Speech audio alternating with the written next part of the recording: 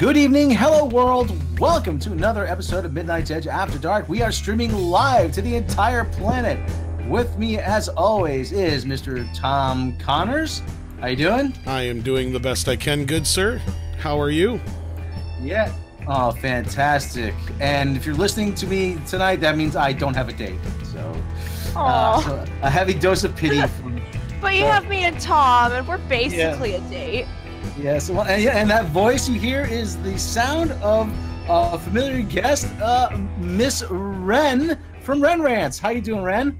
I am good. I'm surrounded by friendly boxes, so my life is okay. Oh, great! We have 26 people watching now in the chat. Thank you for joining us, everybody. Yes, a random game is boo, no date. Like, well, that's just the life I lead. So I'm a man of discriminating tastes. Let me put it that way. So anyway, we got some news for you. We're gonna just dive right in. The Disney Fox shareholder vote is scheduled for the 27th, upping the pressure on Comcast. This comes to us actually from Deadline. Turning up the heat on Comcast Corporation, Walt Disney, and 21st Century Fox will jointly set a new date, July 27th, for their shareholders to approve Disney's Fox proposed $71.3 billion takeover of Fox assets.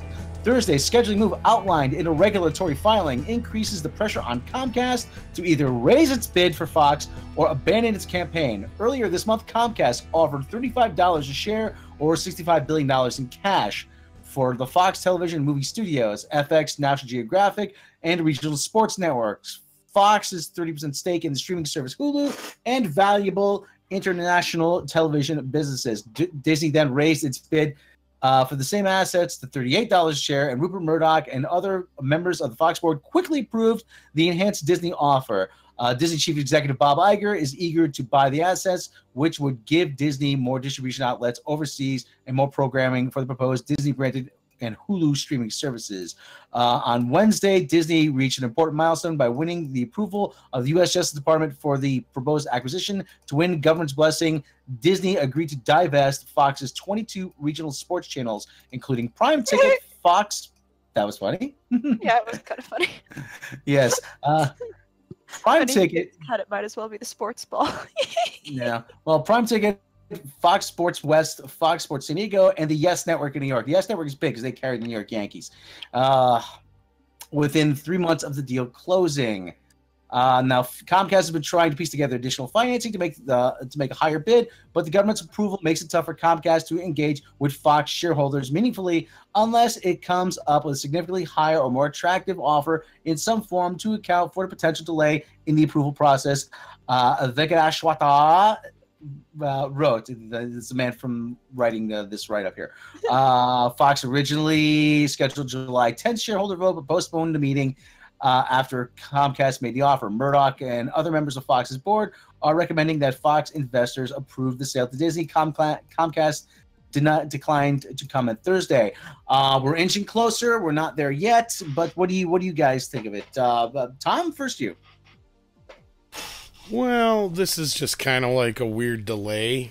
I mean, they got to give them a chance, I guess, and that's in the board's best interest. Otherwise, I'm sure Murdoch would never hear the end of it.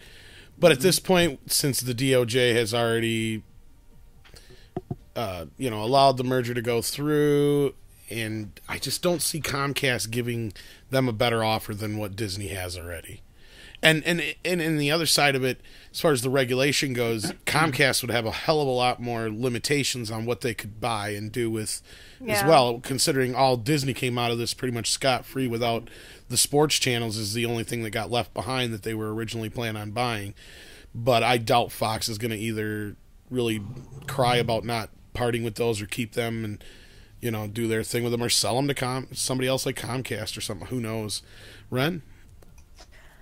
Yeah, I mean, not all that much has really changed in my opinion last week, that this is like an interesting development in terms of giving Disney even more market share in terms of their influence, which I do find generally just concerning for any company, but it's interesting. I mean, I find it pretty funny that the sports ball is what gets left behind, but not surprised, because of course that's like, what's Disney going to do with a sports channel?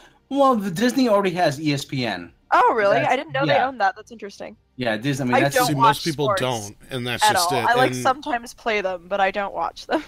And I Yeah. can see why they didn't allow that, because between ESPN, if they were to take the Fox Sports networks, they'd basically have a monopoly. yeah, That that's is what the reasonable to prevent them from doing that. that's what the antitrust laws are there to prevent. Yeah, and they'd have sports networks competing against each other. I have no idea. Well, if the Fox Sports one, they'll probably be spun off into their own company. I don't know what would happen. Yeah, that's what I'm thinking. I mean, it's not probably against the Murdoch's best interest to keep Fox in the news and sports business, since they were keeping the main cable Fox Sports anyway. So why wouldn't you want to keep the outlets? That's what I didn't understand, unless there's just more regulation or something that it would cost them more in the long run. I have no idea. That's the only part I was never, we never really covered too much anyway, since that's not in our wheelhouse anyway here. But again, like you guys are saying, this probably isn't going to do much more than just delay the inevitable, really, because I just don't see Comcast coming up with anything that's going to bamboozle them that much. Unless It's going to be Disney and Amazon's fighting over the last scraps of the carcass that will be the human race in And the Netflix. post-apocalypse hellscape. No, eventually Netflix will be ripped asunder by the forces of Amazon and Disney, and maybe Hulu will like survive to make a last stand before being crushed under the almighty tank that is Disney.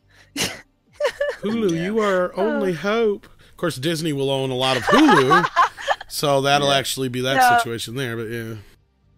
Yeah, so this is, like I said, this is pretty much a done deal. Yeah, like I said, we're all gonna be, is it gonna be like Harry? I've never read Harry Potter, but is it gonna be like the Wizarding hat? We're all gonna be The choosing, Sorting Hat. yeah, whatever it is. And I've only seen bits and pieces of. I've Harry seen an Potter. hour of the first one. See, I think. I'm the exact Harry Potter like age. Like I was growing up when the books were coming out, so I got this. But Okay, but anyway, Yeah. in a related story, no, not really, an unrelated. I guess you call this an unrelated story. Comcast has begun restoring service after nationwide outages. From yeah, that was a CNN. pain in the ass at work today. I was gonna say, do you have Comcast over there? But evidently, you do at work anyway. I just got Comcast internet at home since I moved, but it's actually not that bad. But at work, yeah, it's well, working it's really now, annoying. evidently. If it's Because like my job is that I do like intake screening for like a statewide law firm, and like our cases, like if someone doesn't get help, like it matters, because like we have like domestic abuse victims and shit, and so like they're like, oh yeah, sorry, we're having problems. It's like, oh cool, guess I can't call this client back then, who has a deadline tomorrow. Awesome. Yeah, it was really fun. So anyway, Comcast customers. This comes to us CNN. Comcast customers across the United States are slowly coming back online late Friday afternoon after massive outages left them without internet, cable TV, and telephone services. The outage started Friday morning and quickly spread to several cities, including New York. At that point, why even live? Yeah. I mean, you're totally shut down. I mean, we're back to Pony Express, really. I mean, anyways, the outages were spread across New York, Philadelphia, Atlanta, San Francisco, Denver, and Chicago, and apparently Seattle, is from what Ren is telling us. Yeah. According to Down Detector, site that monitors internet service outages. Complaints peaked early in the day, but Comcast service problems continued popping up well into the afternoon. In some cases, the outage lasted most of the afternoon. But Comcast said in a tweet Friday it had started restoring service. The company was trying to determine what went wrong, but said in a statement that one of Comcast's large backbone network partners had a fiber cut that we believe is also impacting other providers. I don't know where those scissors came from. Oh my God. The company could not say how many people were affected by the outage, which it called nationwide. Really, is there another reason? Is there just any more reasons to hate Comcast, really, at this point? Somebody sabotaged their shit for sure. I have no idea. I said no idea what you're talking about. Ain't I a stinker? Our overlords are coming for us. Wrong company. But then again, Warner Brothers just might be wanting to be a dick too. So no, chances are this shit happens. Probably a squirrel. chewing on the wires. Or a yeah. That mouse. is probably some just minute bullshit that resulted in a nationwide Well, I outage. worked for an ISP, and we had constantly had issues with this one town about 30 miles over going out all the time. We couldn't figure it out. Finally, we figured out what it was, and the company we were going through that was where we would rent the space for the wiring wouldn't tell us was they had squirrels in the basement that were biting through the wires all the time. And that's why we kept having outages there, we finally found out. So I wouldn't be surprised. But it might just be a mouse. Who knows? No. Yeah. This is. Let me give you how bad a company, an idea how bad a company Comcast is. When Google started laying fiber down in cities for Google Fiber, which is a gigabit internet, and they were doing it as a shaming exercise, thinking, hey, you know, we're going to show what's possible. We're going to do this. We're going to do this better. We're going to do this cheaper, and everybody else is going to have to up their game. Do you know what Comcast said? They said, nah, you really don't want gigabit internet. And if you had it, you wouldn't know what to do with it anyway. I'm like, oh, you motherfuckers. I'm like, oh, jeez. Oh. I'm like, Comcast is sort of like, we don't want to seem like we're beating up on Comcast, but they're the poster child for what's so wrong bad. with telecoms. I hate America them. I'm is sorry. Yeah. really depressingly behind. It's so sad for the country that like invented and popularized internet. Now you have like sad internet compared to the entire rest of the world. Americans pay more for worse service. It's so depressing. There's that college humor sketch. He goes, "Do you want an honest cable company? Do you want inexpensive cable with 500 channels, high definition, and fast internet service? Fuck you. You'll take what we give you." Or the so South Park true. episodes. It's I hate so cable true. companies in general. It's not just Comcast. I hate cable companies in Oh, they're general. all pretty bad. I love that South Park episode, though. Oh, what's that? You're having issues with your internet? And they're rubbing their nipples and stuff. Whatever. Oh, So that's anyway, them in a nutshell, definitely. Yeah. You know, I mean, Comcast sucks. Free market, you know, means they're free to It's charge us whatever they particularly want. frustrating when you consider that like it's to the point where the internet is not optional. Yeah. I mean, you need the internet to like do everything from apply for jobs to access most government services, most hotlines and things. If you call them, they'll say, "Well, did you check our website for blah blah blah blah blah?" Like, there's so much pressure to have internet access that it's absolutely ridiculous that we're just settling for this garbage internet that we could easily improve and have cheaper, better services. But no, the market will solve. Yeah, Anthony Altieri Yeah. says, I kind of defend Comcast here. There really is no Comcast internet. There are all dozens of regional companies that Comcast bought out. I mean, so there's no consistent policy or service. Yeah, that was true. That's not a good what was thing. it, 20 years ago, at the dawn of the internet. But at the same time, we have had that much time. I mean, my internet used to go through SBC Global. Also, And they got bought out by AT&T, Yeah. and then they got bought out by Frontier, and Frontier's Yeah. been shit ever since. But anyway, but in the old day, and I'm gonna sound like, you know, back in the olden days, you know, back in my day, it would actually cost $70 billion to wire the entire country for fiber optics, and we won't do it just because, you know. Well, it's never going to get done now. We'd rather pour that money into the military budget, but that's Well, I'm yeah, not but even going to get the into thing is, that. there's just a profit incentive for us not to make the internet better. Yeah. It's just the way things are. There's like they make money from not improving service. They don't need to invest that money, so Right. why would they? And They Andre have doesn't no even incentive to do understand it. the internet. They have either. just a fixed agreed monopoly where they basically agree to have different territories so that they don't compete with each other, so they can offer crappy service for whatever price they want. And yeah, we'll take it because you cannot do life without the internet now. Yeah, they used to call it the Greenfield laws, the Greenfield rules. They're like, it's kind of like when Godfather Part 2, where Michael Corleone was carving up the cake of Cuba, symbolically carving up Cuba. Yeah. That's what they did. That's what the telecoms did in '97. That's exactly what they did. Yeah, yeah. Make sure everybody gets a good look at the cake. All right, yeah, you give everybody a small piece, you know. But you know, I get a feeling if satellite internet ever gets to the point where it could be just as fast as cable, then maybe things will change, but I doubt it. That's going to be a few years off. Well, anyway, let's move on to the next I was story. going to say, before Andre doesn't, and I'm sure a lot of our international listeners are kind of thinking the same thing. They don't understand some of the struggles we go through. Oh yeah, you have here. no idea. If you live in a country with like reasonably functioning internet, you have absolutely no idea how bad it is. Latvia has better internet than we do. Yep. I'm not knocking Latvia, but come on.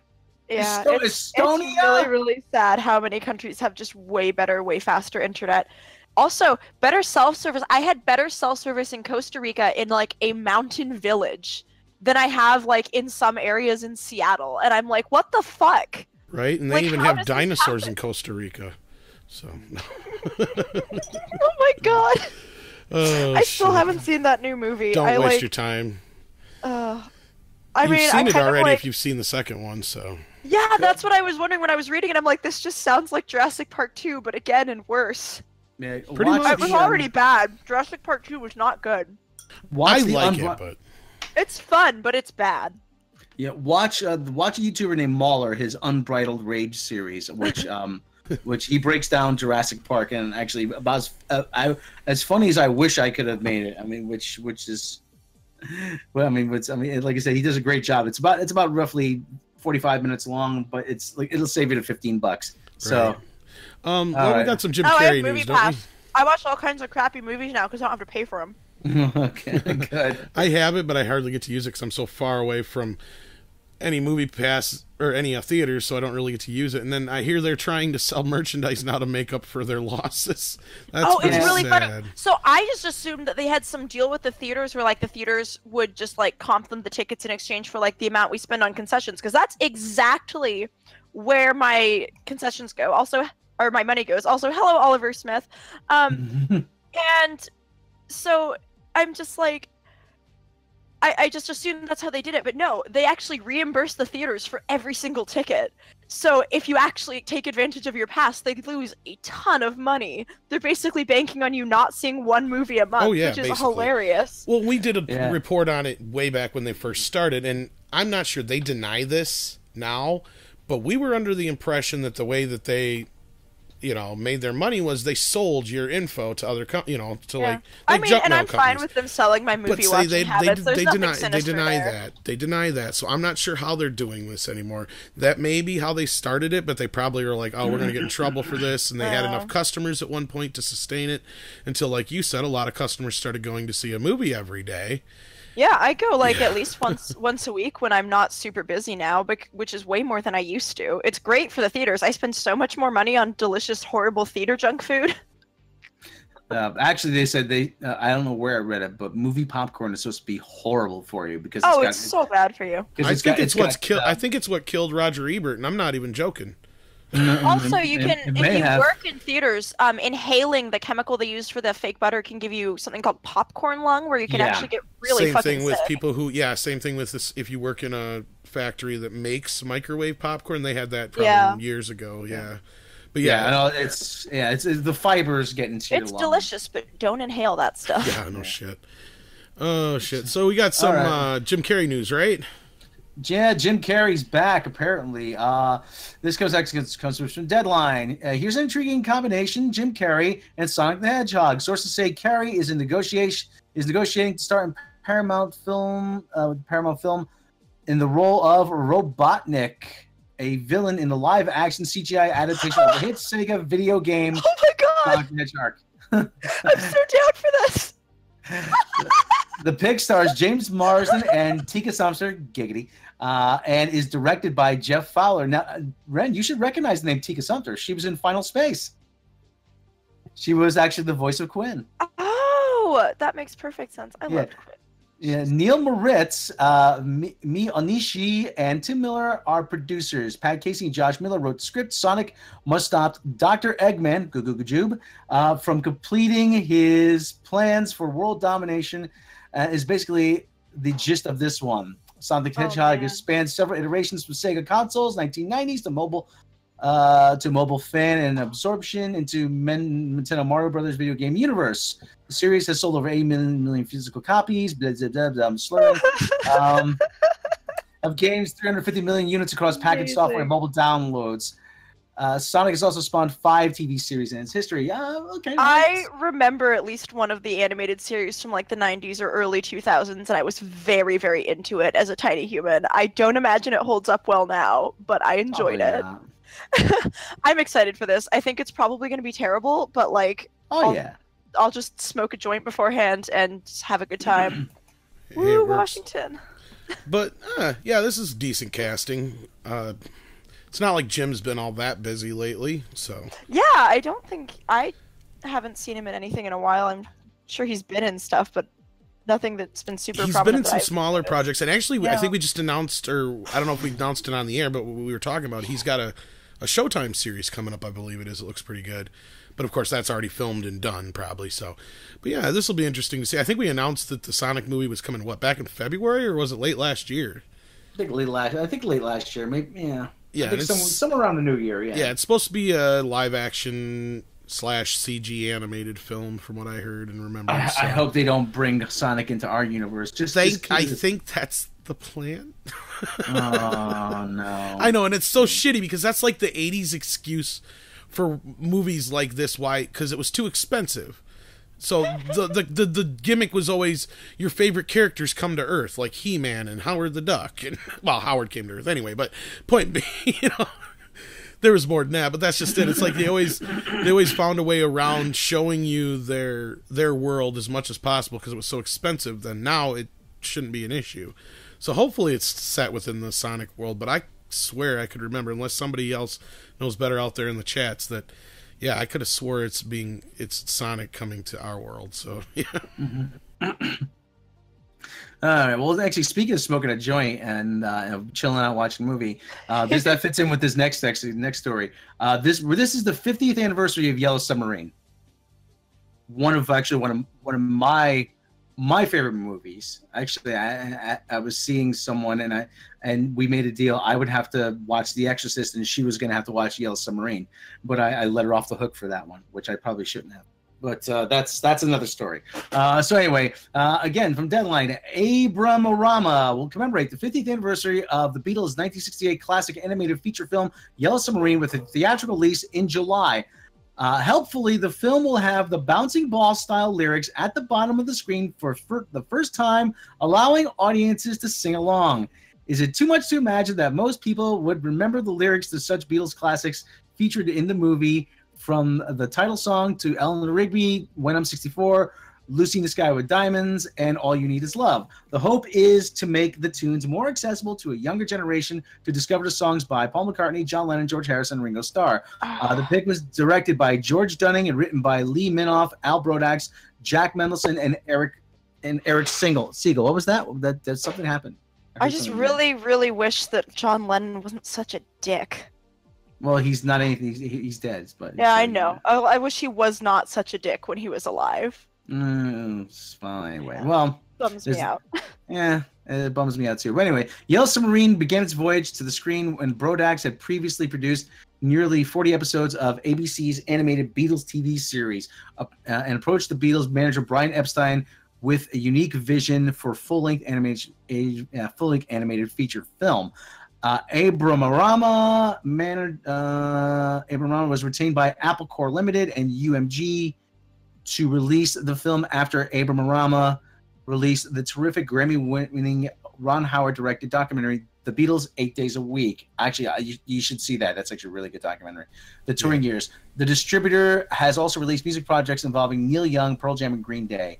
Despite its colorful psychedelic 60s backdrop, Yellow Submarine holds up well as a film. Robert Zemeckis attempted to remake the film as a 3D CGI effort while he was infatuated with the animated feature, but eventually abandoned the idea, deciding to do some films should be left alone.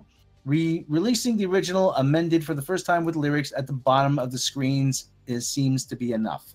Okay, yeah, I'll go see. I'm definitely gonna go see this. I hope it's near me. Yeah. Yeah. Of course, most people out there already know Rob and I are huge Beatles fans. Oh yeah, I got my vacuum monster sitting behind me. The vacuum monster.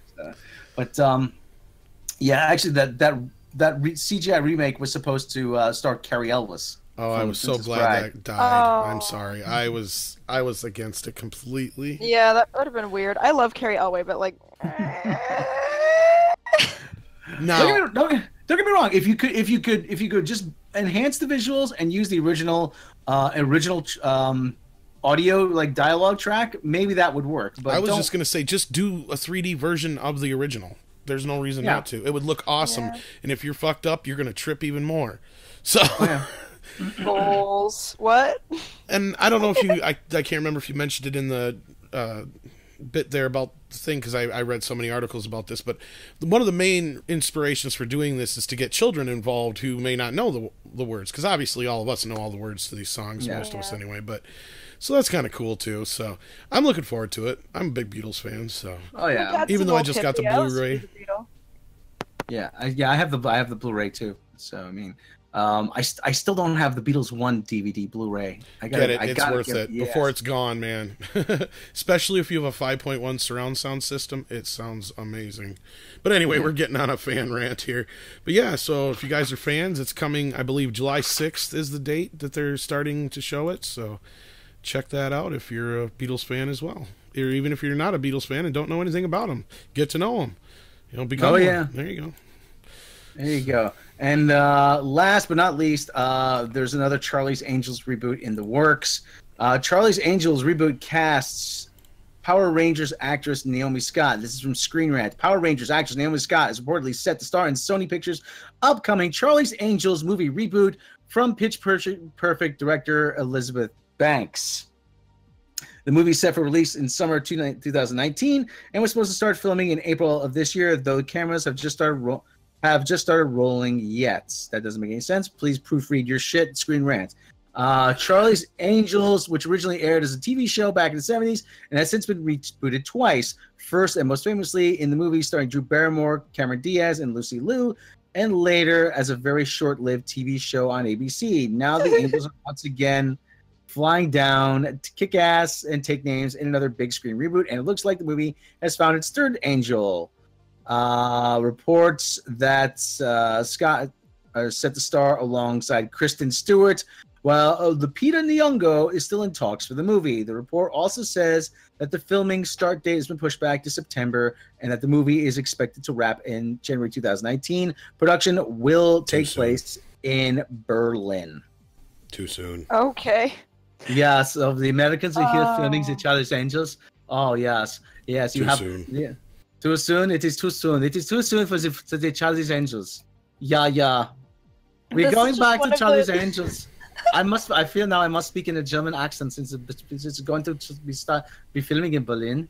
Yes. 71. You will enjoy Charlie's Angels. You have no choice. You are going to enjoy it. Too soon. Yes, it is too soon. It is American classic. It is American classic. Yes, you must enjoy Charlie's Angels. Yes.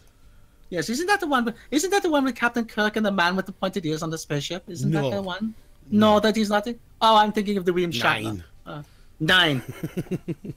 Yes, screening on the CBR are just garbage now. They're garbage websites. Yes, you do not trust them. No. Yeah, they need to really check their shit. I think they're more worried than we are about getting the news out there fast, So, but anyhow. Yeah. So then nobody has opinions about this. I'm the only one it's who too thinks fucking soon. I mean, honestly, this just seems like something where, just because you can doesn't mean you should. Yes, you should. And it is strong female characters, and this is one thing we've bitched about is like there are already ones that exist. New ones. Yeah, exactly. Yeah. We've already had how many incarnations? We just said 3. Plus, I don't know. I didn't really watch the movies, but I have some mixed feelings about the general concept of Charlie's Angels, so I'm probably not going to see it. You will go see Charlie's Angels because it will have strong female characters. We need more strong female characters. But no capes. Someone mentioned in the comments, I don't know about Kristen Stewart. That's no, she hasn't generally a good choice. No, she hasn't. She seems like a perfectly lovely person, but she just can't act, and that's her job. Well, they already did the kind of comedy sort of slant with the remake 10 and 15 years ago, whatever it was since I did the original and sequel. Yeah. So, yeah. And to make this remotely fun to watch, you have to just embrace camp, and I don't feel like that's what they're gonna do. They're probably gonna try to make it like, I don't know. I'm just. But Kristen Stewart is such a horrible actress that she'll be embracing camp no matter what she does. Says Kristen, look sad. No, because camp requires you to be funny. But yes. And emote. You got to be over the top, not under it. Which, yeah, she's. Yes. Yes, it means see the first choice was actually a piece of wood, but the piece of wood was busy doing other things, so they had to get Kristen Stewart. It was propping up Kristen Stewart. Yeah. Yes, the piece of wood. Yes. You know, I think I know what it is. I'm pretty sure that Kristen Stewart has actually just like been sending cardboard cutouts of herself to be used in movies, and then she just kills and cashes the paycheck. That's where Mikey Spock learned it from. It is brilliant. That is brilliant. Well, I don't know. I think Sonequa Martin-Green does a good job. She's just not given much to work with. Oh, I know, but it's an ongoing joke with Doomcock and us that she's actually just a wooden plank. That does make sense. Yes, she's a wooden plank. Yes, and then you'll be catching her next appearance at Home Depot. Yes, in the lumber aisle. Yeah. Home Depot. Home Depot. Yes, I go there after I go to Taché. Yes. Is there anything else to say about Charlie's Angels, or does Ren have some time for us to field some questions from the audience? We can field some questions. Ren, you will field some questions. I got a little time. Yes, right. But no capes. No. I was waiting for that. I just watched the first one the other night in anticipation of seeing the second one eventually. I haven't gone and seen the second one yet, but I'm excited to. I'll probably try to do that next week. You there, you in the chat, you will field some questions for us. Yes. Yes, you will field some questions. Yeah, I do not see any questions. You are failing. You are failing. Okay, let's see. What are you doing, guys? You don't have any burning questions? Yes, it did, Nathan Box. Jurassic World Fallen Kingdom sucked, sorry to say. Yes, but that is not a question. That's not a question, but it's true. But it's true. You are making a factual statement. That is not a question. Yes. Do not make me keep up this accent for too long. I was going to say, you're going to make me start talking like Arnold. You keep it up. Not in need of more questions. Who is my favorite Beatle? You have misspelled Beatle. Oh. My favorite is the Paul McCartney, but my other favorite was the so adorable. It's so adorable. Yes. Oh, we just want to pinch his cheeks. It's so. Paul and George. They're wholesome. Mr. Robert informs me he has seen Paul McCartney 18 times. I said, where do you get the money to spend on tickets, on concert tickets? I don't understand. Being comedian pays that well? I don't. Gino X 1987. If they are doing a Sonic movie, which they are, do you think they should just go full fantasy setting than try to do modern? Yeah, that's what I was saying earlier in the show. You might have missed it, but yeah, It is not going to be about Hedgehog. It is going to be about Sonic the restaurant chain. Okay, the main character is going to be a hot dog. Okay. Well, if they don't see the synergy in that cross promotion there, I don't know what they will see. But yeah, as far as I know, I don't remember offhand, unless I'm mixing it up with an older pitch for the film. But I thought it was supposed to be about Sonic coming to our world. But yeah, in this day and age with computer technology, there's no excuse. No. Man, Oliver Smith. I just want something fun. I just want a fun movie. Like, it can be bad. It just has to be enjoyable to watch. That's all I want. Yes. Oliver Smith, did you ever meet the Beatles? I have met one Beatle. Yes, I met Pete Best. One, yes. Pete Best I met. He was in the band. Remember they kicked him out for Ringo? Yes. Did you have the best time meeting him? No, I did not, because my brother David, listen to this story, Ren. You will not forget this story. I was getting his book signed. I was at the front of the line getting his book signed. And the brother David comes over to the table and says, Peter, you hide your anger well. Do you ever get together with Alan Williams and talk about all the money that went down the drain? And Peter Best looked at him and said, yeah, man, I talked to Alan. He is not happy man. So that is true story. What kind of a fucking idiot asks Peter that question? I do not know. Yes. But it was experience. Too bad it was a bad experience. Yes. Nathan Box, I haven't had a chance to go over the Atari stuff yet. I don't know if Rob has. Atari. Oh, the The Atari. essay. Ow. What happened? What happened with the Atari? I don't know, but you're hurting yourself over there. I'm knocking things over. Oh, okay. Too many boxes. Moving's horrible. I haven't had a chance to check it out yet. I've been so buried in videos. Do you know anything about the Atari essay, Ren? I do not know. Sorry about that. We'll have to look into that. Sorry about that. Final Flame Productions. Thoughts on Terminator film being made with Linda Hamilton and Arnie?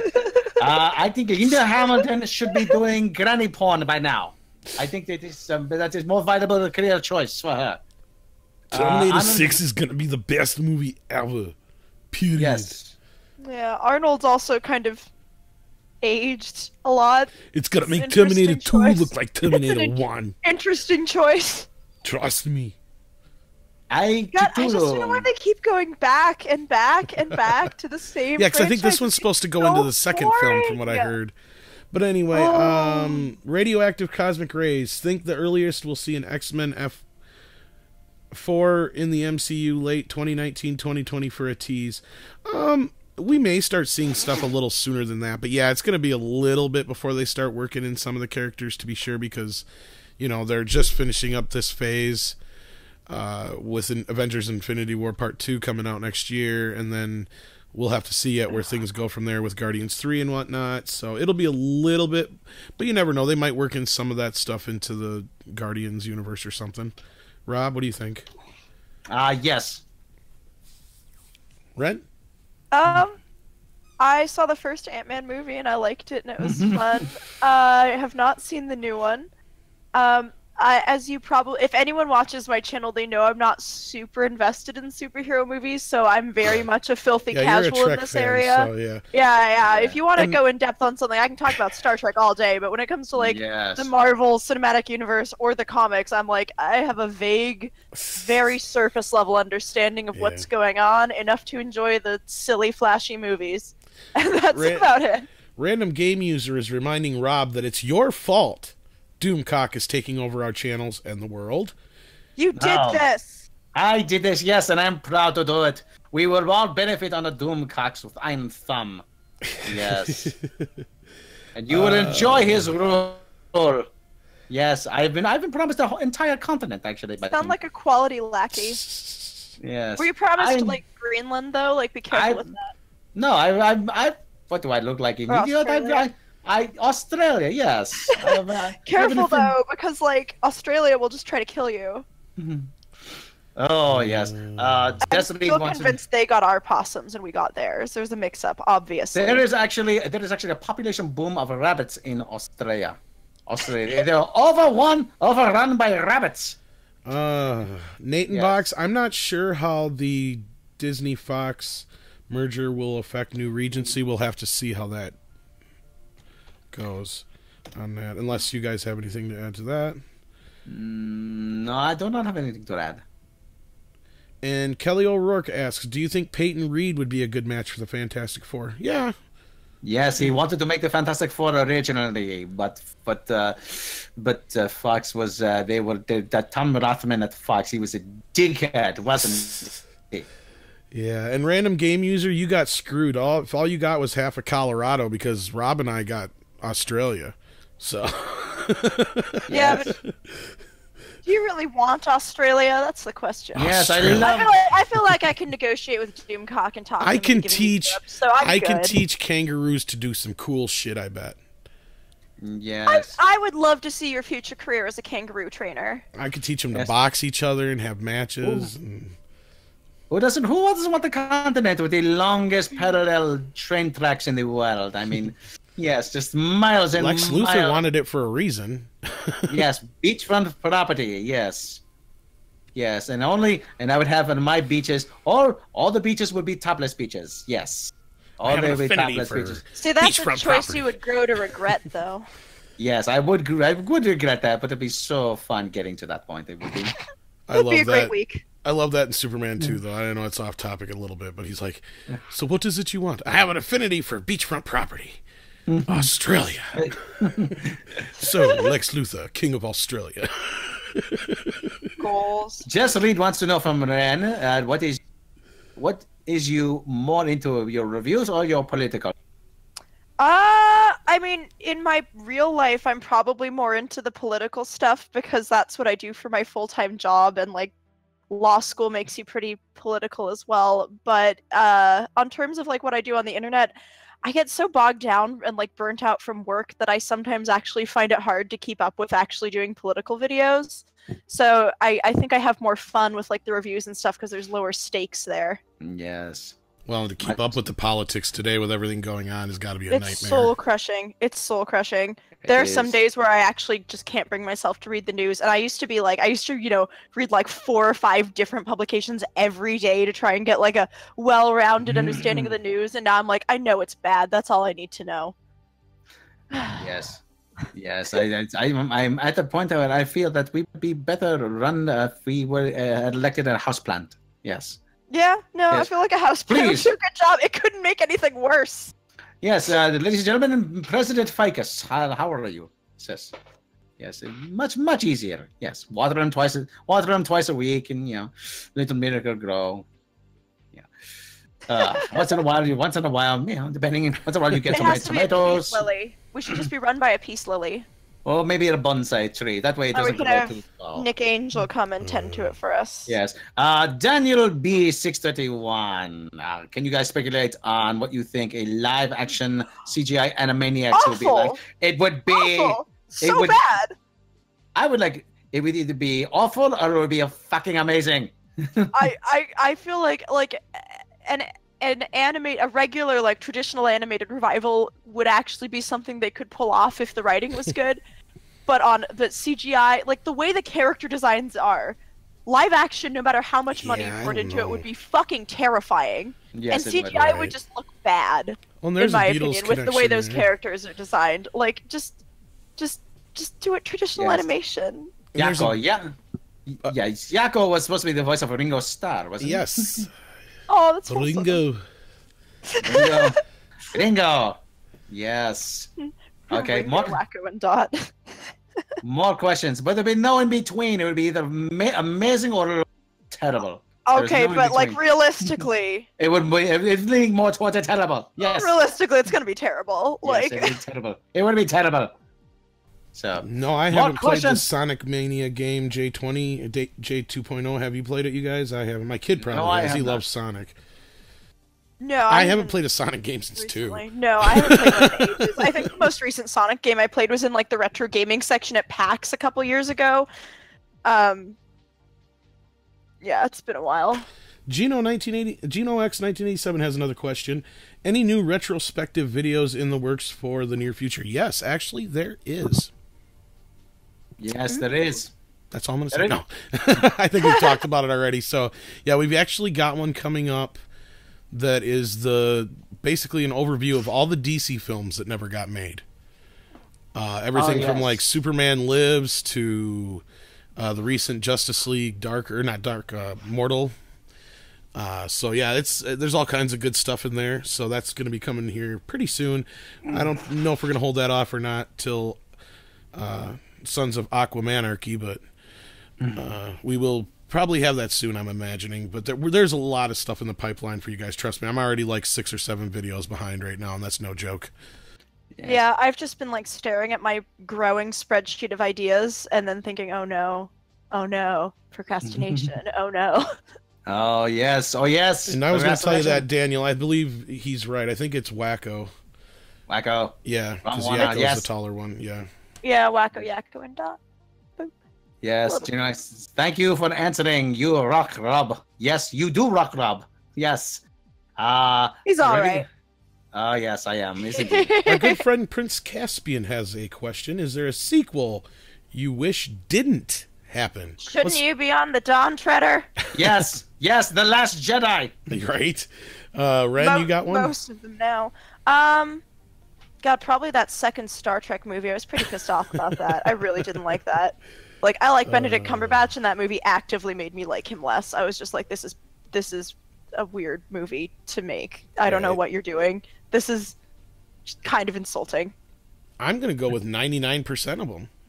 Yeah, most sequels are really bad, just objectively, and like sequels now are so much worse.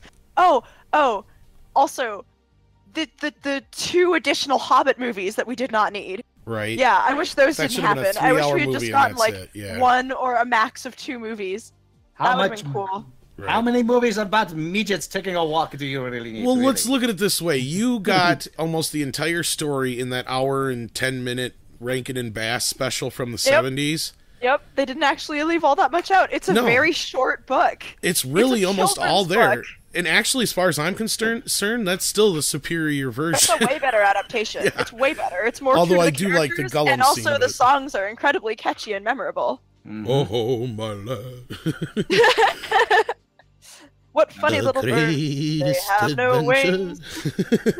Whatever will we do with the funny little things? I'm done. Do you remember that, Rob? I'm sure you do. You would have probably remembered that. Oh, I love all of the Rankin Bass like Lord of the Rings movies. Actually, Yes. I also really liked the,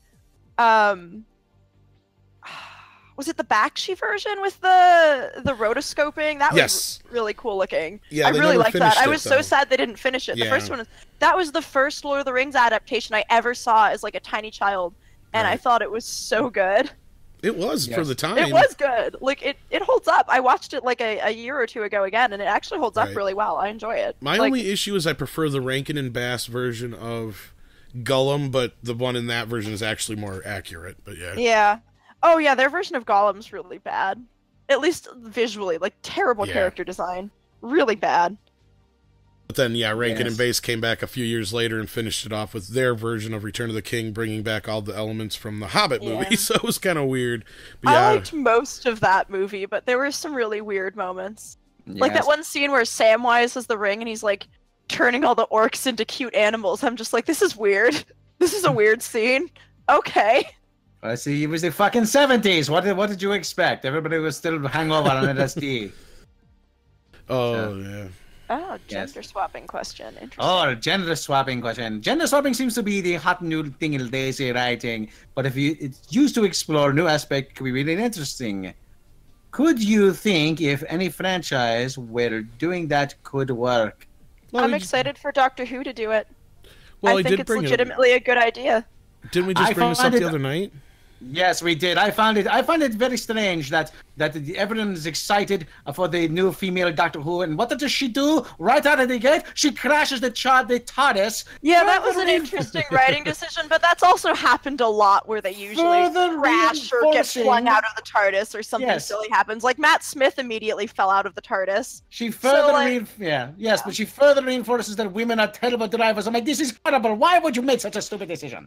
Oh, thanks, Just Read. That's super duper sweet. I enjoy watching people and debating with people I disagree with too. It's super fun. But yeah, no, I think it's interesting for Doctor Who in particular because the character lends itself well to that, and it's already been established in universe that Time Lords can swap genders when they regenerate. So I think it doesn't feel like ham-fisted and tacked on in the way some series can. It's also been like played around with conceptually basically for decades and decades. Like there's been plenty of previous showrunners that seriously considered doing it but just didn't have the balls to do it. So I think it's going to be interesting. I do agree that Chris Chibnall's ability as a showrunner may be questionable, but he cannot possibly do worse than Stephen Moffat the last few seasons. When he's been bad, Moffat's been really bad.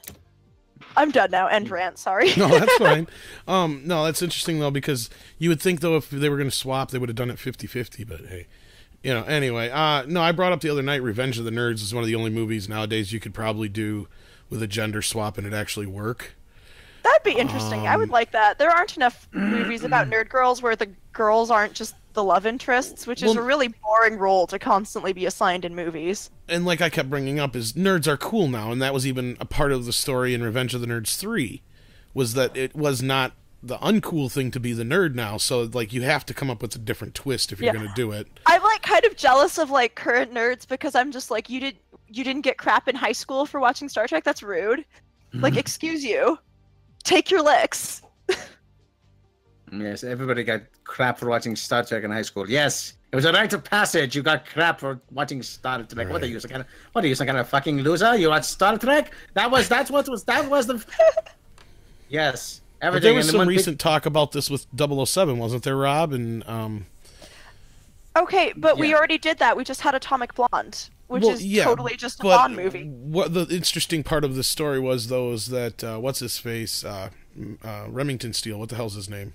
Pierce Brosnan. Yeah, Pierce Brosnan was asked about gender swapping 007. He's like, yeah, you could do it, but then it wouldn't be 007.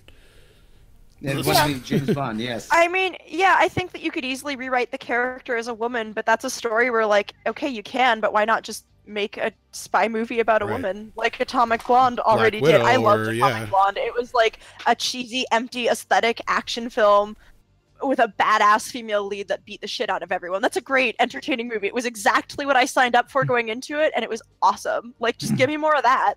So yeah, I think there's like a fine line where like gender swapping can end up being really patronizing, but there have been other times where I think it can be interesting. Also, Kevin Gross, you are incorrect. If you go and look through like interviews with previous showrunners, they absolutely have talked about the Time Lord gender swap for a very long time. It's been considered for ages and ages. It's old news. Yeah, I remember reading about it even being considered back in the 80s and stuff. So yeah, it's been out there before. But no, the point is you could do gender swapping, but it only works when it's done in a way that it, like you said, isn't pandering, but also it makes sense and brings something new to the table. I haven't seen the Overboard remake yet, but right there's another example of the only reason they had to do that was because if it was the other way around, there was no way that original movie would be able to come out today with, you know, the SJW crowd and all these feminists and all that kind of stuff not coming out of their seats freaking the hell out. But it's okay for a woman to do that to a guy. You know what I mean? It's funny then. Oh, no, there's this I've actually been thinking about doing on my main channel kind of like political pop culture analysis. I was going to call it when women hit men, because there's this like thing in pop culture media where it's like super okay for women to like slap men in the face or like generally be violent towards men, and it's, oh, haha, funny because she's smaller than you, so it's fine.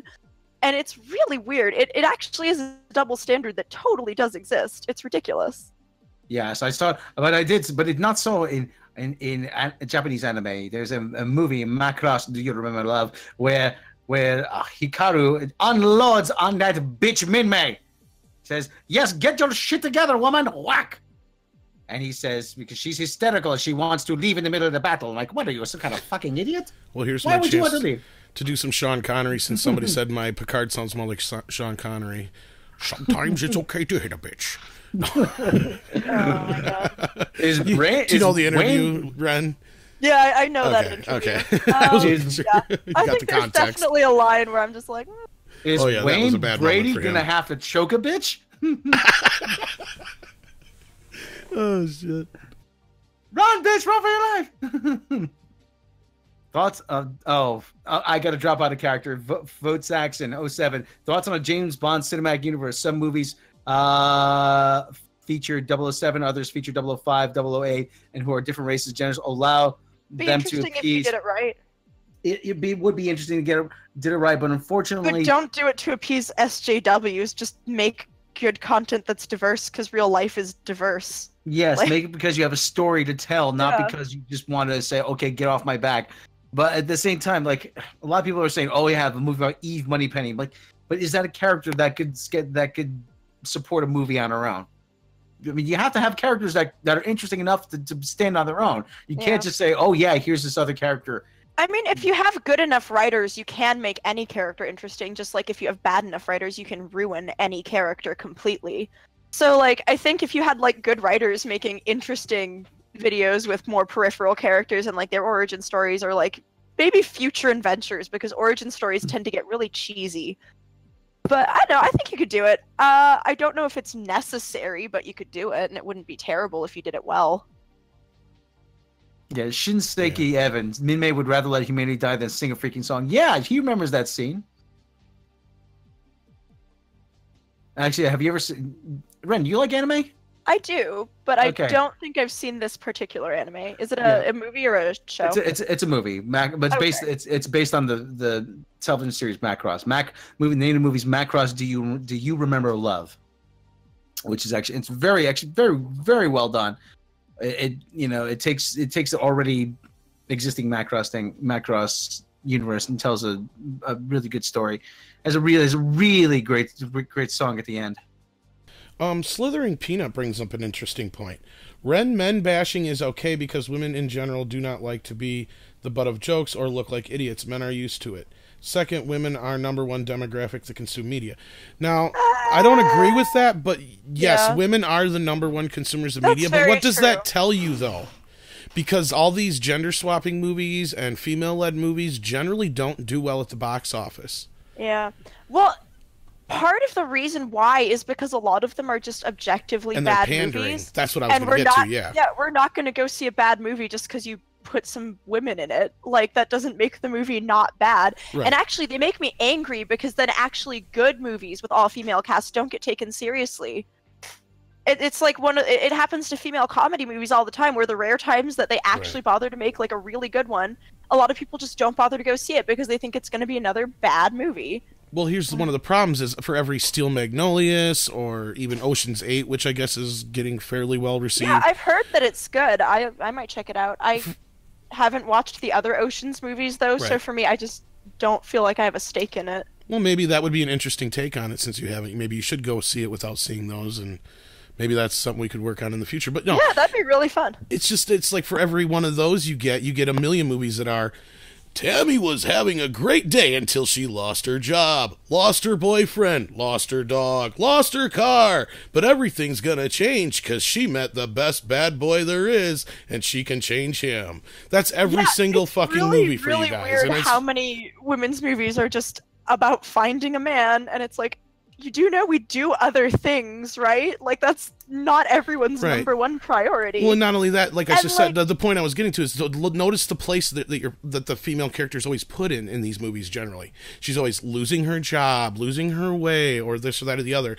Unless you have a stronger film like 9 to 5 or something like that, where it actually is about strong female characters in the workplace, you don't get that. But then there's this really interesting other tension where when they have strong female characters in the workplace, she's always neglecting her family and unfulfilled in life, and she can't find love. Well, they got to find that balance.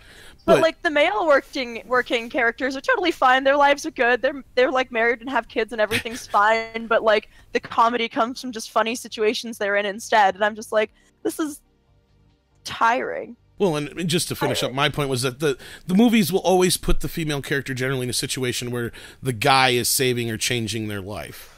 You know, and it's just, it's ridiculous pandering because bullshit. Most of those movies are made by men, to be honest. That's part of it, but I've seen some worse ones that are actually made by women, too. Yeah, there have been bad ones made by women, too. Women totally internalize this shit. And, like, it's weird because, like, as a teenage girl, I totally internalized all of this shit. Like, I was, like, the stakes on whether or not I had a boyfriend were so high for me, and, like, high school. I cared so much, and now I'm just like, I could take it or leave it. I have a cat. I'm good. Chulu says, I thought the Karate Kid female version was well received. Not really. No. Not only did it flop at the box office, I think don't remember that movie except for that it was undeniably panned by every critic out there. Yeah. I think the only thing that came out of that was what's her face, the main star, because she won an Oscar later on. I can't think of her name right now. It's on the tip of my tongue, but yeah. I don't know who. Hilary Swank. Oh yeah. All right. Well, we're closing in about an hour, so a couple more questions, and making no most rom-coms are made by women. These women want to be saved. Well. Okay, you're free to have your opinion, my dude. Man, you guys are going all out and doing these live shows. We're trying. It's a good time. It's about the only way we seem to be able to make a living around here and keep the lights on. It's been pretty difficult lately, but we're trying. Yeah, YouTube's a dick. Yeah, we did our best to help Doomcock keep his lights on too now. So, Robot Shlomo, hey Rob, do you know they're making another macro will be directed by the directed Frontier? No, actually, I didn't know that. That's good to know. That is good. You told me. What's gonna be the name of it? Do you know? Lokta. I mean, what's the name of the new Macross series? I love Buffy. Sorry, I'm just reading the comments. That's fine. Kevin Grass, Doctor Who. While it was talked about in series not introduced canon, the Moffat series question: should Disney Lucasfilm try to lure Kevin Feige to lead since MCU is doing well? There was a story going around that he may be helping in the transition, but I don't buy it. He did say he was interested in running it a while back. But here's the funny thing. Didn't he say he's only got a few years left in him as far as, like, these movies on the MCU side? Who's to say he won't jump ship over to Star Wars? Now, do I see him handling both at the same time? No. But if there's anybody who's going to come in and save it, it's going to be him. They'll ask his advice. That's what I think is happening. Is he might just come in and consult a little bit here and there until they find whoever to start running Lucasfilm. But it's becoming more and more evident that Kathleen Kennedy's on her way out. Let's just put it that way. Yeah. Yeah, nobody's denying these rumors that she's going to be fired or stepping down or whatever. So not only that, when you hear rumors about so-and-so's being talked to, or so-and-so heard that, this person's talking about coming in and taking over, when you start hearing those things, that's a sign that this shit's for real. And I totally believe Grace Randolph's report. I believe every bit of it. I believe Bob Iger pulled her in the office and everybody else to make an example out of her.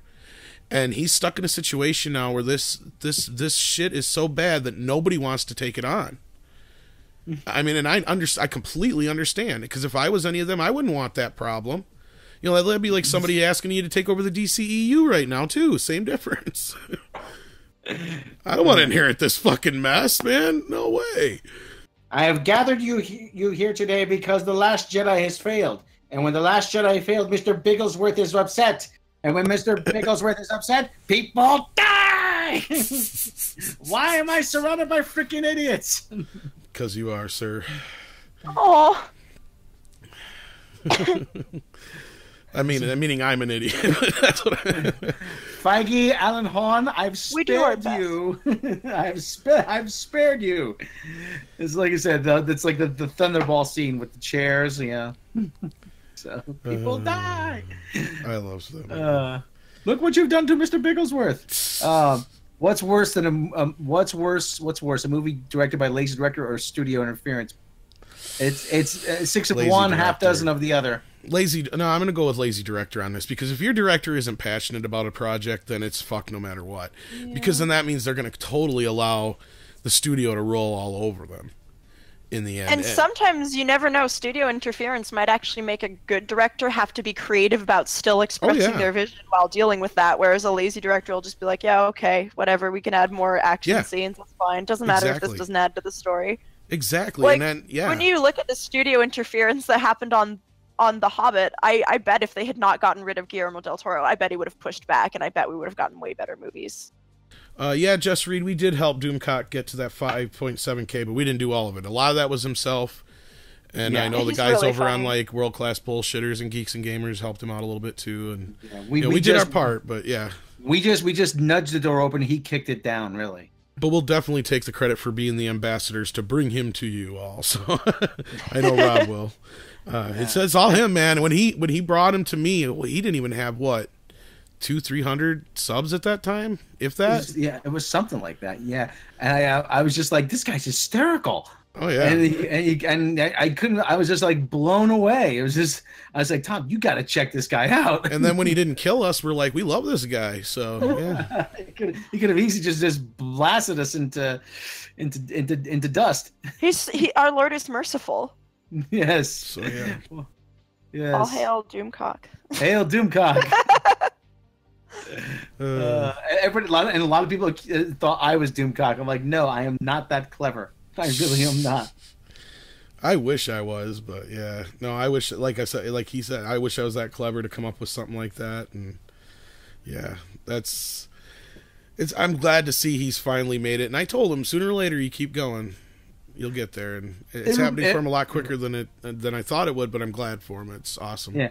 It reminds me of like in the late 70s, early 80s, the shock horror hosts, the guys who would host the horror movies on some dinky little channel.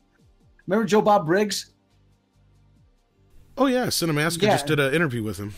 Yeah, it kind of reminds me of that, The guy would come on between commercial breaks, your overlord here is Elvira used to do. Kind of the same idea. That's what really appealed to me about it. Monster Vision. Yeah, Monster Vision. Busy plotting revenge. He has a headaches. Yeah, plotting, invading Earth, plotting revenge on air. I love that sign. Let's okay. A few more questions here, guys. We're at about an hour here. Come on, come up with some good ones here. DCU is in a coma. Star Wars is just broken. Like, yeah. Star Wars can be fixed. There's time. And that's just it. That might be what it needs is time. After they force Episode 9 upon us, maybe they should take a 2-3 year break before they really move on to the next thing. I mean, I'm interested to see how it will age, honestly, because I do think that, for example, I genuinely do believe that these new Star Wars movies are, for the most part, better than the prequels, which did not improve with time at all. No. So I wonder if, like, to an extent, I do wonder if some of our backlash might be a little reactionary. I don't think it'll ever be, like, a masterpiece, but I think certain parts of it might end up growing on people. I think Solo is going to grow on people as people watch it on cable. I think The Last Jedi is going to age horribly.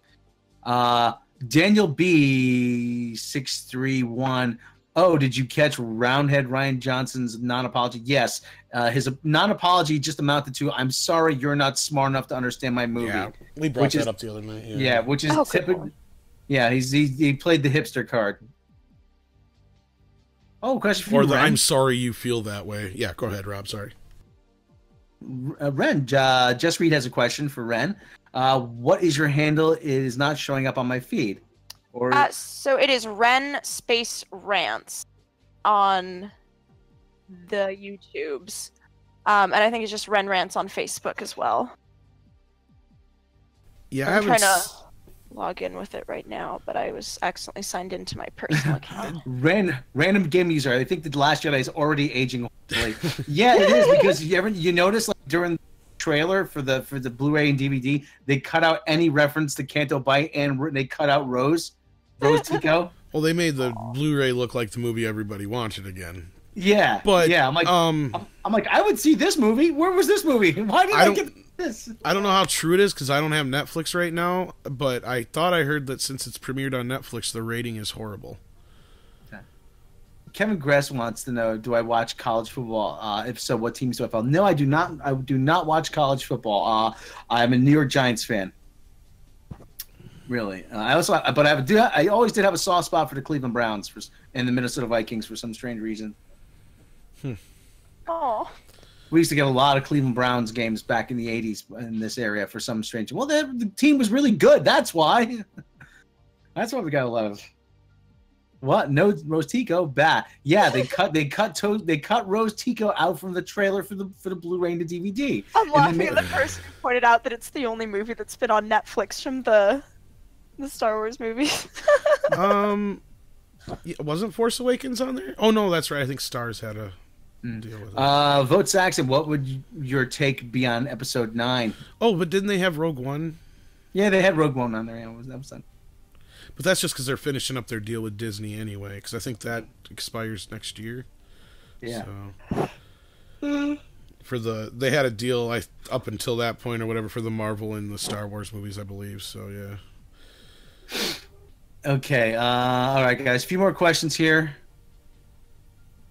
Okay, Rogue One on Netflix. Rogue One is on. Episodic. Yeah. I have no idea how I'd do Episode 9. Just basically, the first thing that starts out is Episode 9. Rose Tico is dead. Luke Skywalker is alive. Sadly, Leia died in her sleep. Rey doesn't know as much as you think she does. And Kylo Ben isn't as whiny as you think he is, or whatever. Oh man. I don't know. That's the only way they're going to be able to start it and fix it. I can't take Adam Driver seriously as a villain. Like, he's an okay actor, but I'm just like. Or better yet, it's 20 years later. Everybody's dead. Looks like a puppy. Oh my God, goals. That's Episode 9. Everybody's dead. 10 years later. Episode 9. Finn wakes up in sickbay, and Episode 7 was a dream. There you go. Better yet. But I doubt they'd do that. We'd never be that lucky. I don't know. I'm serious. Finn pulls a Bobby Ewing, yeah. The Last Jedi was and this is funny now because I've had enough time to really reflect on it, is one of the strangest experiences in a theater walking out. Because I really kept asking myself, I don't know if I liked it or not. You know what I mean? When I walked out of episode 1, I was like, oh, that was fucking awesome. Ha, ha, ha. You know, and then about the 4th time I saw it, I fell asleep in the pod race. So I'm like, okay, this movie isn't as cool as I thought it was. You know, by the time to where episode 2 came out, it was like, outside of the ending, it was sucked. It's like, you know, and then episode 3 finally made up for that. And by that point, my expectations were beaten down to the point where, oh, that wasn't as bad as I thought it was going to be. You know, that was about how I felt. But, you know, with Force Awakens, I was just happy to see everybody back, and I was caught up in the hype just like everybody else. But now with retrospect with The Last Jedi, that totally ruins that film and any potential it did have. And I know that film has its detractors as well, but, you know, at least for better or worse, there was a lot of shit set up in that movie to go forward that we'll never get to see now. It'll be a 10, 15 years down the road, JJ will come out and say, oh yeah, my original plan was this, and then we'll finally know. Yeah. When I saw The Last Jedi, I was like, I'm sitting there, I'm like, you hear like, oh, the greatest Star Wars movie ever from all the critics had built this up for a couple weeks. Had built it. I mean, they built it up. For the premiere was like 2 weeks ahead of time. Yeah, and it was just like, oh, this is the greatest Star Wars movie ever. Oh, the greatest Star Wars movie since Empire. They really oversold that. Yeah. Star Wars finally comes of age, and I'm sitting there and I'm waiting. I'm like, okay. All right. I'm thinking, okay, it's gonna turn a corner. It's finally gonna turn a corner. And then Luke dies. I'm like, what just happened? And then I'm walking out. I'm like, wait a minute. So that couldn't have been the same movie everybody was talking.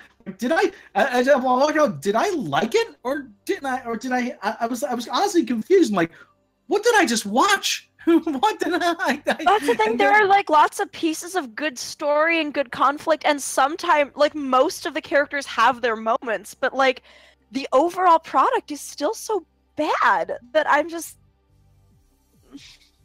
Yeah, it's and like I said, deconstruction. You just don't understand. It's a deconstruction. Yeah, I don't want. I liked it constructed. It was fine. Yeah, pretty much the moment the movie lost me was when Leia didn't die. Yeah, I'm not kidding. I'm not kidding. When I'm like, when I saw that, I'm like, what the fuck is this? Because I was almost brought to fucking tears for a moment. Yes, exactly. And I'm like, oh, this is it. Those fuckers are gonna do it, you know. And I'm almost getting choked up now thinking about it because I'm like, oh, they did it so perfectly too because Kylo was gonna do it and he changed his mind and the other guy shot, and you're like, oh, fuck. And she was going to be drowned in moonlight, and it was going to be so good and so ironic and such a good moment, and it would have pushed Kylo's character development further to, like, lose the other parent not having killed her himself. Exactly. Oh, it might have made the whole movie, like, well, not only that, it would have been a moment for him to take a turn. Yeah. You know, it could have been a moment for the other end, for him to go, wait, maybe I am down this wrong path now. You know, and this whole thing, oh, well, Rey's not a Mary Sue. She actually says in The Force Awakens, Finn asks her, oh, how did you do that? How'd you do that thing with Flynn? She goes, I don't know. I just did it. I have no idea how I did it. Well, I guarantee, they did say that there was a plan for her to have a much bigger, you know, there was more to it. I guarantee you. Yeah, I feel like they kind of, like, cut short a lot of her, like, getting educated from a wise master scenes that would have made not just that. I have a feeling that she had already had education, is my point. This is not she just forgot about it because she was so young when she was abandoned. That's my thoughts. But that's the whole thing, is that her parentage was supposed to be important. It was planned that way. I actually liked that her parentage was not important, and I really hope they don't go back on that, because that's way more interesting if, they like... will now, because that's all they can do. It's so boring if she's just another Solo, I don't disagree with you to that respect. Kenobi or whatever, because, like, it makes the Force less accessible as an idea that anyone could potentially have that ability inside them. Like, I like that way more as an idea conceptually, but, like, they just did a bad job. I don't disagree with you, Ren, but here's my problem with this, and I know Rob's heard this 20 times, so he's sick of it, and some of our listeners may have, but this is it.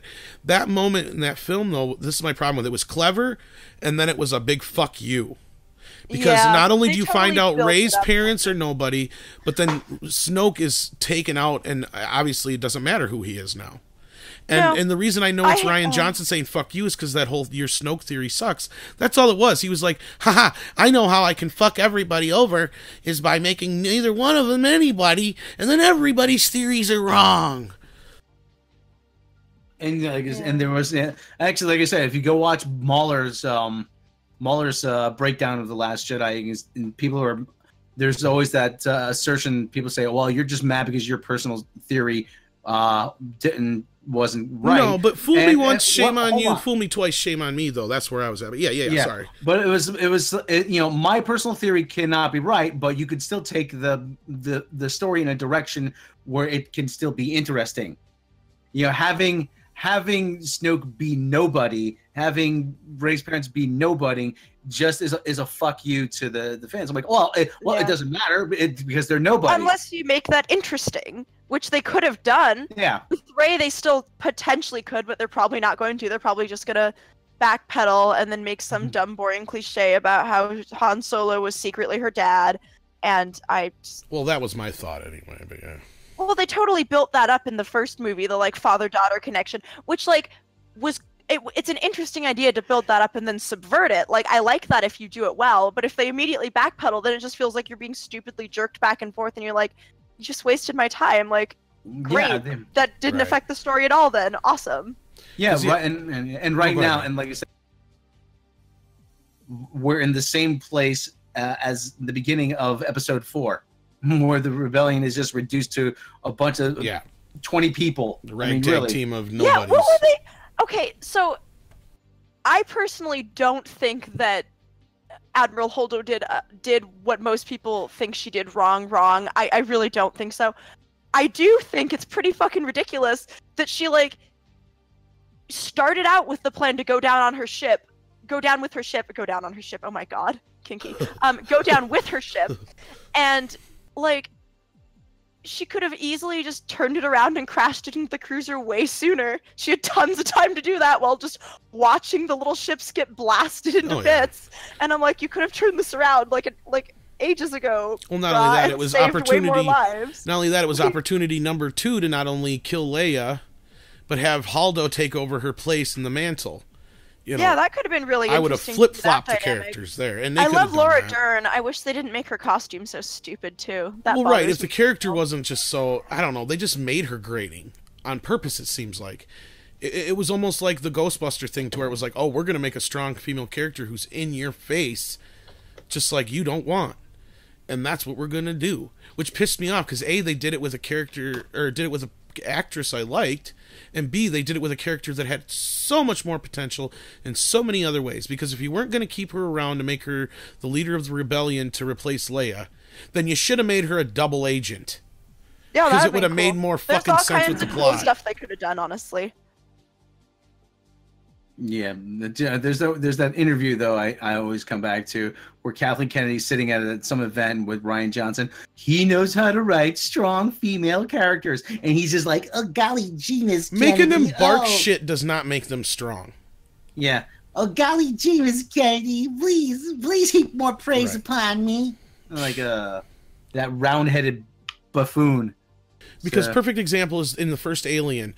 Just because Ripley's jumping everybody's shit and saying that they shouldn't bring what's-her-face back on board, it's not because she's being strong and barking orders. It's because she's fucking right. You know what I mean? Yeah. They just...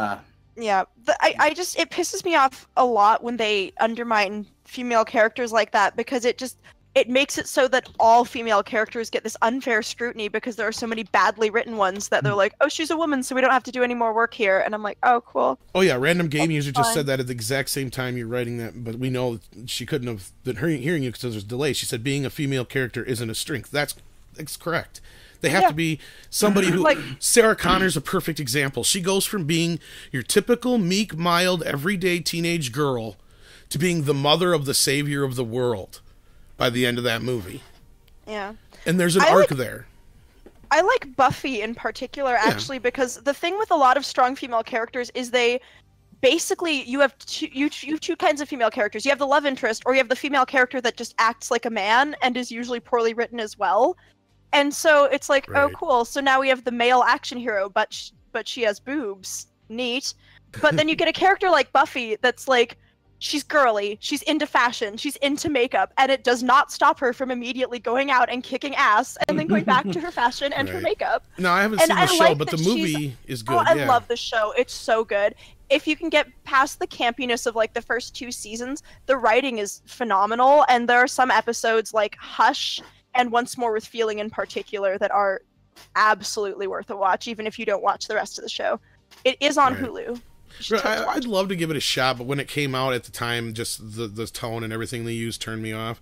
But oh yeah, that's another perfect example, just like Sarah Connor and Ripley and all those. You see that character go through their arc, though. They start out in this place where you can't really believe that they're gonna be who they are at the end of the film, unlike, you know, like Rob was pointing out with Ray and stuff. She goes through a lot. By season 7, Buffy's had a bad fucking time. Well, and I've heard good things about the show, and I love that original movie, and I know that wasn't exactly what Joss Whedon wanted, but I don't know, that movie to me was just one of the best movies of that era. So Phasma was so disappointing. That was a waste of your Gwendolyn Christie right fucking there. Oh yeah. And well, they tried. They're like, okay, now we're gonna give them the fight that they should have had in the first film. That makes no sense now, really. But anyway, whatever. And then kill her. That was real cool. Yeah. She's gonna turn up again. She'll turn up again. Oh, don't you worry. Let me guess, she's got force powers. Thinking about doing a Buffy reboot, and I'm like, not. I'm not that's been sure in the how I works feel for a about while. that. I would rather see if they're going to do it like an animated or something, maybe. I don't know. They really considered doing that. The comics got so fucking weird, though, so, like, I really hope they don't try to follow the comics, because I don't want that. I don't need it. I'm honestly surprised they didn't try turning it into a Saturday morning cartoon like 5 years ago with all the Twilight stuff, to be honest. They actually were, not 5 years ago, but after the show was canceled, they had planned to do an animated series and have the original actors voice all the characters, but then Sarah Michelle Gellar didn't want to do it, so they were just like, okay, no. All right, full disclosure, she's the reason I don't want to watch it. I can't stand her. I'm sorry, I can't. But like, it really depends on the thing. I tried to watch her show Ringer, and I got so bored of Ringer. I was like, I don't care about this. But I've heard other things that are good about it, so I'm sure I'll give it a shot sooner or later. But yeah, Rob's probably getting tired. Yeah, it's getting close to midnight here, actually. Oh, yeah. All right, guys. Wait for the midnight. How long did Oliver Smith? How long did this answer last? A very long time. Okay, but it was awesome. Man. There's no set answer time. That was actually some pretty good banter, if you ask me. But I don't know if our audience agrees. Hopefully you do. But speaking of our audience, we want to thank you for joining us here once again on Midnight's Edge After Dark Live. Check us out again. Hopefully we'll have a set schedule real soon. Hopefully we'll work on that over the weekend and set it in stone, and we'll get that out to you guys as soon as possible. On top of all of our other programming we're planning on, we'll let you know as soon as possible, including the Trek log, which I promise I will get on sooner than later. I do. Okay, all right. Being a person is hard. Well, it's just we get so much. Humans, you guys. We're not just voices on the internet. We got stuff going on. We get so much stuff between all the news and the mini documentaries and the editorials and everything going on all the time. Everything gets pushed back, and it's priorities. And when the best time is to drop stuff too. We always got to worry about that as well. But no, that's something that's just been sadly getting pushed back on the burner for various reasons, some more important than others. But point being, it is on its way sooner than later, and we have discussed it with Doomcock, and I think we even talked about it a little bit with you, Ren, too, about finishing off those last few episodes along with the animation and everything else, which the animation's pretty much done for the most part. It just needs to get finished off just like everything else. So, yeah. All right. Well, anyway, like I said, thanks everybody for joining us. Thank you, Ren, for joining us as always. I had a great time. Yes. Always happy to be invited. Yes. Thank Tom. No, don't thank me. Thank you. Oh no, don't thank me. Thank me. So you're welcome. So anyway, we'd like to thank everybody watching in the chat. 87, everyone's been popping in and out. As always, if you like what we do, please subscribe. Click the bell icon. Head over to Ren's channel. Subscribe to her channel. Click the bell icon there. Check us out on Patreon. Ren, you have a Patreon, correct? Not yet. I'm so bad at interneting. I need to. And I hope our stream was good tonight, because as far as I know, we had solid green all night long. So greens across the board. That's what we like to hear. I'm hoping that everything come out good. Yeah. So anyway, as always, check us out here at Midnight Edge After Dark. Check out the main channel. Check out Doomcock. Check out Ren's channel. Check out everybody else. And we will catch you next time.